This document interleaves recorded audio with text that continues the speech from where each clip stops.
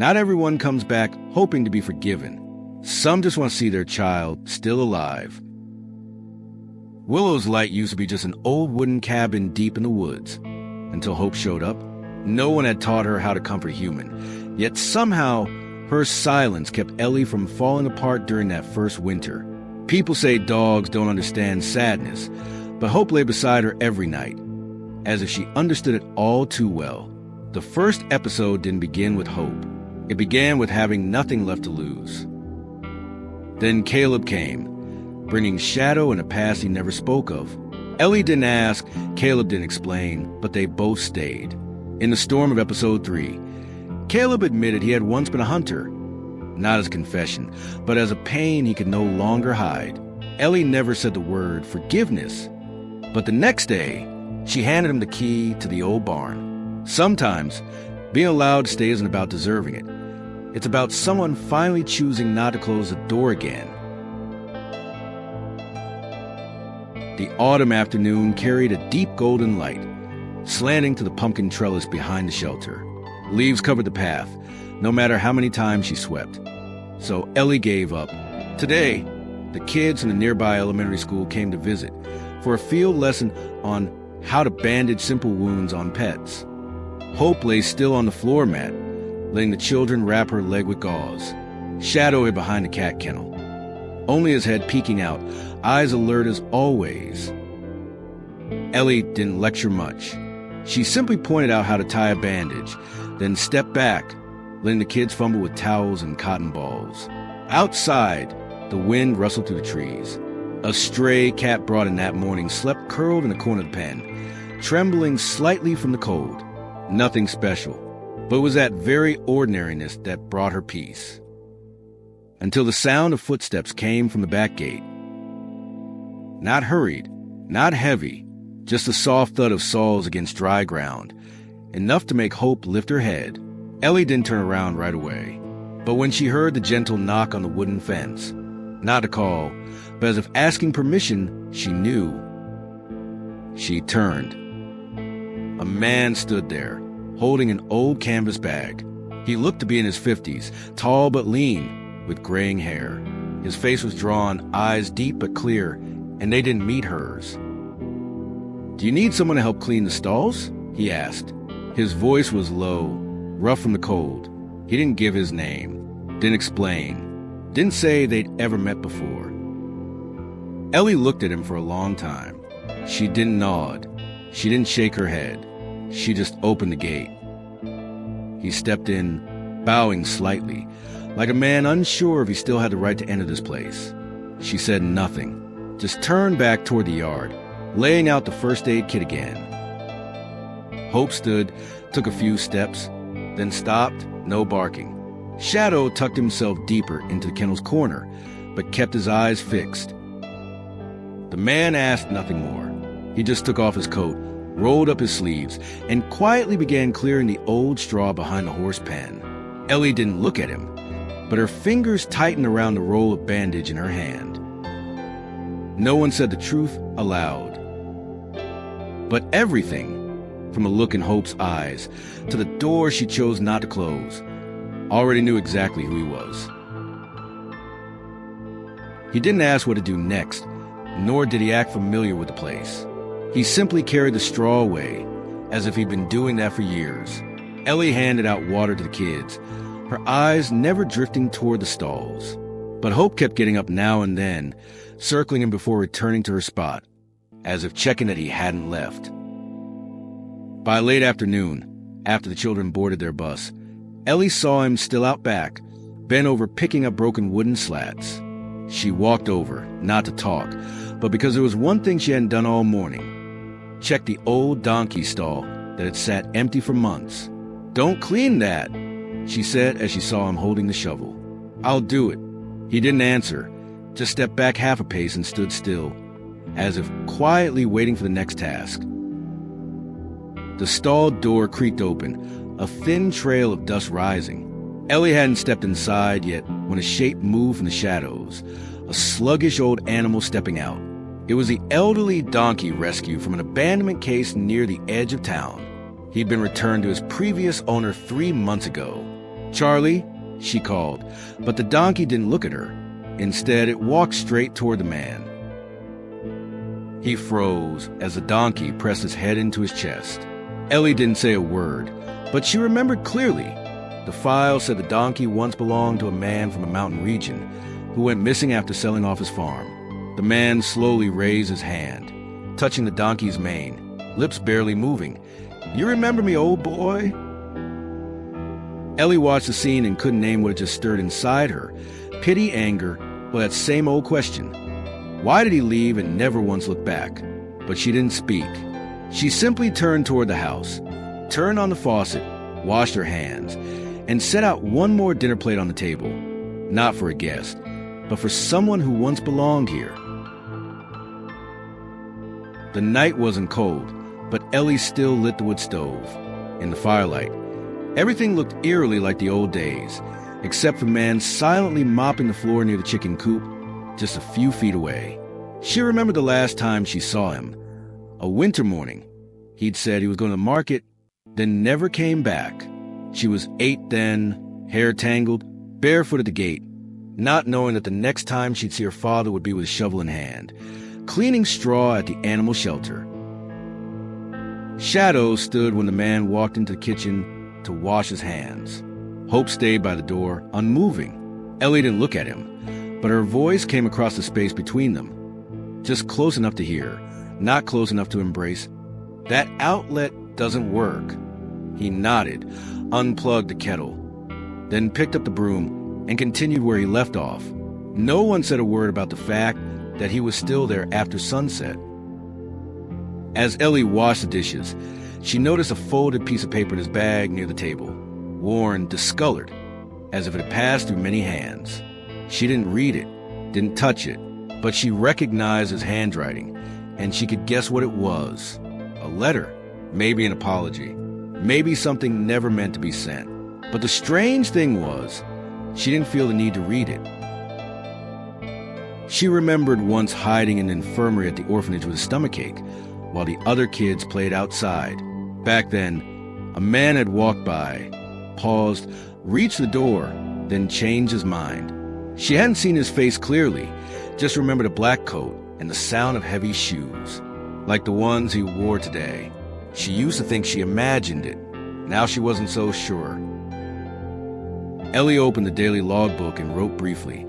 Checked chicken coop, horse stall, donkey pen. No mention of him. No note saying a stranger helped. She just placed the book back on the table like every other night, turned off the light, and said softly, "If you're sleeping on the porch, the blanket's under the bench." No one answered, but the slow, steady footsteps behind her were enough to let her know. Tonight, he chose to stay.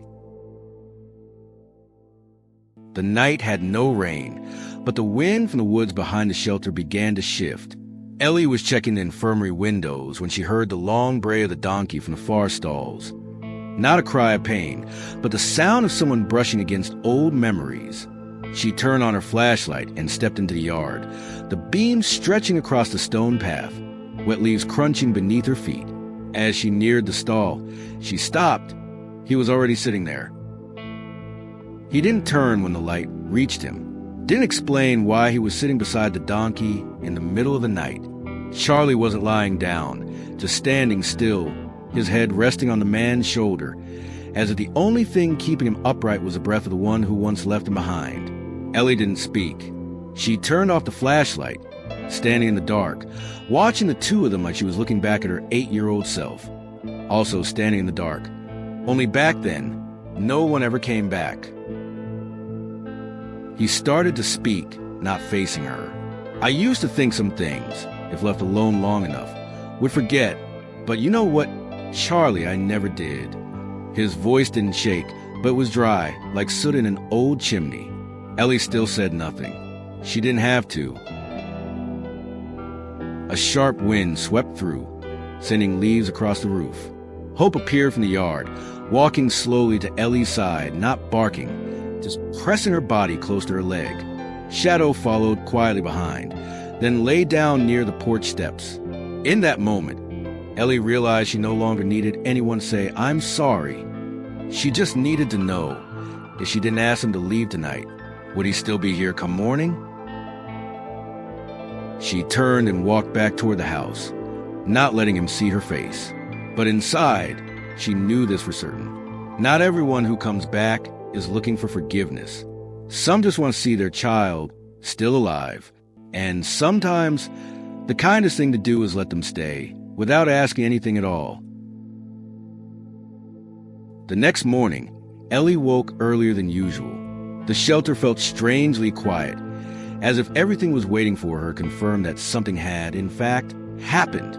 She walked into the kitchen and saw the cup on the table still warm, the jacket neatly hung over the wooden chair. He hadn't left. But instead of heading to her room, she turned toward the storage area where he had spent the night. She didn't call his name. She simply bent down and picked up the canvas bag he had left resting on the doorstep. Inside, along with neatly folded clothes, was a single quarter-folded piece of paper, set aside like it belonged nowhere in particular. Ellie pulled it out, but didn't unfold it. She just looked at the faded crease lines, the edges slightly softened by sweat and time. She already knew what it said, but what caught in her throat wasn't the content. It was the fact that he had carried it all these years, never once brave enough to hand it to her. She stepped out onto the porch, still holding the unopened letter. He was out back cutting grass near the stalls, head down, his movement slow but steady. Ellie didn't approach, didn't call. She placed the letter on the table and gently set the cup over it, then turned and walked back inside. She didn't want to read it. She didn't want to return it either. She just wanted him to know she had seen it. Inside Ellie, there was no forgiveness and no hate, just the exhaustion of a child who had waited too long and now only wanted the other person to choose what to do next. No more guidance. No one left to play the adult. That afternoon, she didn't see him anywhere in the yard, but the cup was still upside down on the table.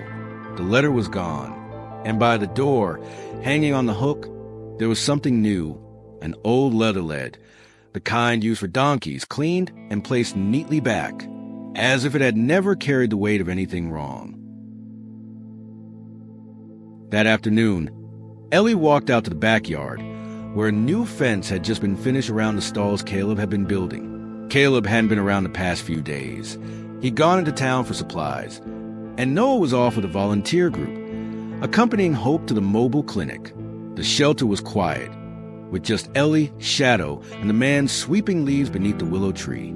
Charlie the donkey stayed close to him like a shadow, just as Hope had once followed Ellie everywhere. She didn't look at the man as she approached. She simply crouched down to check the water bowl, silently replaced it with fresh water. When she stood, she picked up the leather lead, the one he had cleaned and hung up that morning, and gently looped it around Charlie's neck. "We need to get his leg checked," she said, her voice soft but steady. The man nodded, stepping aside to open the gate. Neither of them said anything more, but they both knew she could have done this alone, like always. But this time, she let him walk with her. They walked side by side for a short while, not too close, not in a hurry, just near enough for their shadows to fall onto the same worn stone path. Shadow followed, not barking, not running, simply moving in rhythm with the wind, at the small weighing station behind the shelter. Ellie handed him the lead and knelt down to inspect Charlie's hooves. He held the rope, not too tight, not too loose, as if holding something he both trusted and was afraid to lose. When she stood again, he didn't speak. He simply turned and led the donkey gently back toward the shelter. Ellie walked behind him, and for the first time, looked at the back of his jacket without feeling the familiar lump in her throat. She didn't call him Dad. She didn't ask, why now? But that evening, when she set the table for dinner, she placed an extra bowl. She didn't say who it was for, but she didn't put away either. Dinner was simple: vegetable soup, toasted bread, and a plate of boiled carrots for Charlie, who had stubbornly stayed outside all afternoon. Ellie set 3 bowls, 2 for people, 1 for the animal who refused to leave the porch. She didn't look toward the man, just poured water and sat down to eat as if it were any other day. But Hope didn't lie beside her like usual. She sat near the door, between Ellie and the man, her head tilting slightly with each small movement, as if listening for something unspoken. He stepped in as Ellie was nearly finished, hands still dusty from the grass, shirt unchanged. He stood there for a moment in front of the table, didn't sit, didn't leave. "I can do the dishes after," he said. Ellie didn't look up, but instead of nodding, she gently pushed the empty bowl toward the other side of the table. Not to invite, but to say, "If you're still here, then sit." Charlie quietly approached the edge of the porch, let out a long breath through his nose, and lay down as if he, too, had chosen this place to sleep. Shadow lay down first, and soon after, Hope stretched out beside the chair. Ellie took her last sip of water, then stood up without a word, leaving the untouched bowl behind. She didn't know if he would eat. But when she returned 30 minutes later, the bowl was clean, placed upside down on the shelf, neatly lined up with the other two. He didn't say goodnight, didn't look at her as he stepped out onto the porch. He simply sat on the wooden step beside the donkey, as if keeping watch over something he couldn't bear to see walk away again. Ellie poured some water, set the glass down, and sat across from the open window frame. The porch light cast a soft glow over the silver-streaked hair of the man she once called father, back when she still believed a promise could make someone stay. Now, she wasn't sure she needed promises anymore. Hope lay at her feet, eyes closed but ears twitching with every small sound outside. Shadow was asleep, head resting on the round rug by the fireplace. Charlie exhaled now and then, his chin on his front legs, as if his return didn't need to be explained either. Ellie picked up her pen and wrote in the shelter's journal. "Tonight, quiet," then paused for a long while before closing it. She used to think forgiveness was a grand gesture, a clear decision. But it turned out it started with things so small no one noticed, like not asking why he came back, like letting him through the gate without needing proof, like no longer flinching at the sound of footsteps behind her, and like allowing him to place his hand on an animal she considered family. Ellie didn't know if he'd still be there tomorrow. She didn't know if he left again, whether she'd feel empty or relieved. But what she knew for sure was this: some people don't come back to be forgiven. They just want to see the person they once hurt still alive. She looked out to the porch one last time before turning off the light. He was still there, awake, unmoving, arms resting on his knees like a man long used to not being invited in. But this time, she didn't shut the door. She only pulled it halfway closed. And the sound of it stopping there wasn't the sound of refusal. It was the sound of leaving room. Letter to the future, Ellie. If one day you find it hard to open the door for someone who once walked away, remember that afternoon when you set out an extra bowl, not out of need, but because you didn't want to turn them away. If you start to believe that someone who once hurt you doesn't deserve another chance, remember, some animals still recognize their old owners, even when no one calls their name. And if you're afraid that letting someone stay might make you feel weak, remember how you once left the door ajar, but didn't lock it. Because sometimes the bravest thing isn't standing up, it's allowing someone to be close to you one more time. Not everyone who comes back needs to be forgiven. Some people just need to stay, even if only for a day. The door didn't open because of tears. It opened because, for once, it wasn't locked. Hope didn't ask why. Charlie the donkey didn't either. And eventually, neither did Ellie. There are names that once felt too heavy, until one day they no longer needed to be spoken aloud. Because when someone stays long enough, the other starts to remember who they are. An extra bowl wasn't placed for a guest. It was placed so she wouldn't have to say no again. A donkey's lead wasn't about duty. It carried memory without words. A letter was never read, but it was set on the table, and that was enough. Truth didn't need to be confessed. It just needed not to be denied again. His daughter no longer waited at the gate. but she still knew how to step back, just far enough for someone to step in. Ellie didn't accept. She simply didn't push away. And sometimes, that is the greatest kindness a child once left behind can offer. No one said, "Dad." No one said, "I'm sorry." No one asked, "Why did you leave?" No one answered, "Because I was afraid." There was only the porch light, neither glowing brighter nor switching off. The donkey stayed where it lay. Hope remained between Ellie and the man, and Shadow, no longer growling, just watched in silence. Willow's light doesn't teach people to forget. It gives them permission to try again. So, if someone who once left decides to return, and you're not ready to talk, let them sweep straw or walk an animal to get its legs checked. You may not forgive, but you'll stop guarding the exit. Share in the comments a moment, a memory, a quiet sigh. Maybe your story will give someone the courage to knock one more time. Don't forget to like, subscribe, and turn on the bell so you won't miss the next episodes of Willow's Light. Each week brings a slice of something real, not sugar-coated, not easy, just quiet enough to help you realize you can still soften, even if life once made you hard.